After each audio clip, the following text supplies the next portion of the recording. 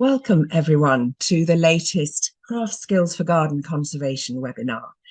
There are still people entering the Zoom room, as it were, so I shall do a general introduction to the project, which if any of you have joined us before will have seen before. So if you haven't, it doesn't hugely matter. My name is Kate Nicoll. I'm the workshop coordinator for this project.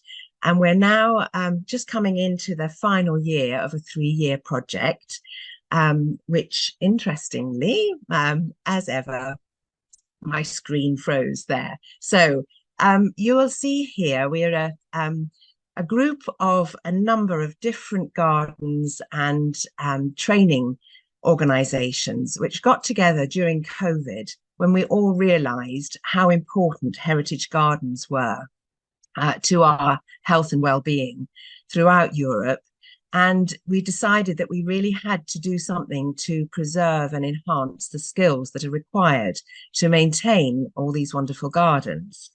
So during COVID, we managed to put in a bid for Erasmus funding for a 3-year project. And the whole idea was to find best practice within the gardens in Europe and to facilitate the ways of sharing those methods. So there are 7 partners and they come from 5 different countries, and we list them there. So currently, this particular webinar is being hosted by Gunnebo House and Gardens in Sweden, and I'll be handing over to them shortly.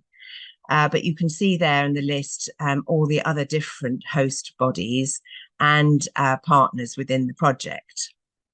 So during the 3 years, we'll be running 9 webinars and 9 workshops in the field, and then 5 seminars at the end to share all our topics that we've been learning about.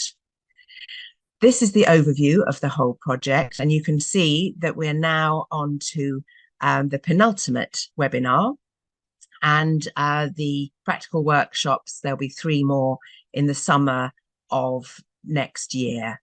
There's one date that still has to be finalised for orangeries, but we should have that on the website quite soon. Just to say, as I say, I'm going to be handing over to Jenny shortly, just to show you where I'm based at the moment in North Wales. That is a wonderful dry stone wall that I visited a couple of weeks ago, showing you how in North Wales we do have a lot of dry stone walls and paths, of course, but they're not all in the best possible state.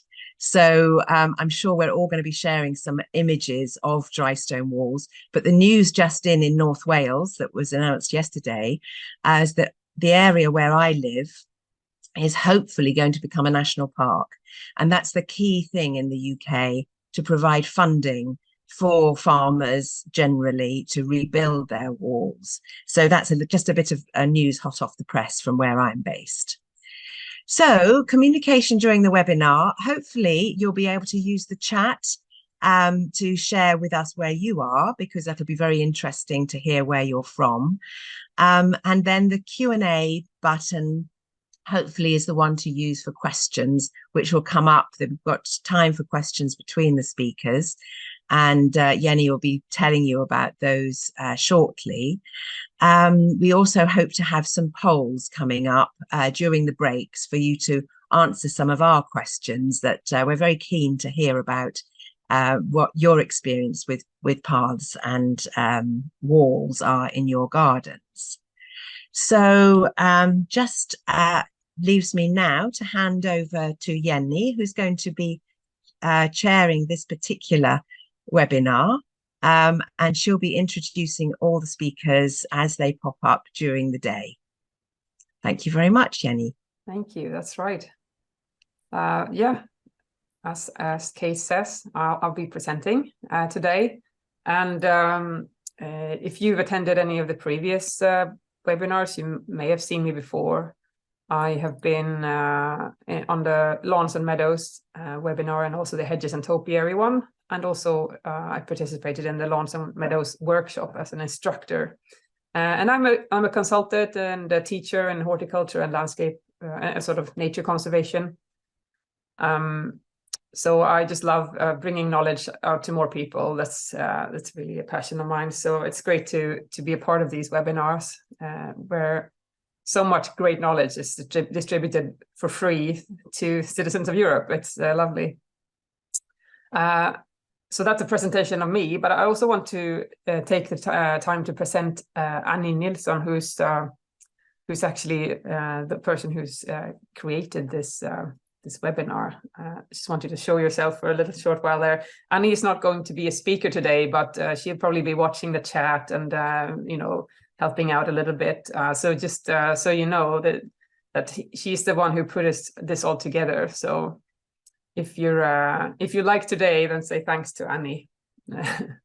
Hi. Yeah, and we both work for Gunnebo House as instructors and teachers sometimes. So we have a strong connection to Gunnebo, both of us. Maybe we should put the program on the screen, just a little, if we've... Okay, maybe that's up to me to do that. I think I can do that. Hang on, here we go. No, you know what? I'm sorry, but you'll have to look at it another time because then I can't see my notes. Sorry. So the name of this webinar is Pathways and Stonewall Management in Historic Gardens. And pathways and stonewall management, that implies a very practical approach. How do we manage them? But when you're in a historic garden, management also means you actually need an archaeological approach. You need to know how these elements in the garden looked historically, and also how they were managed.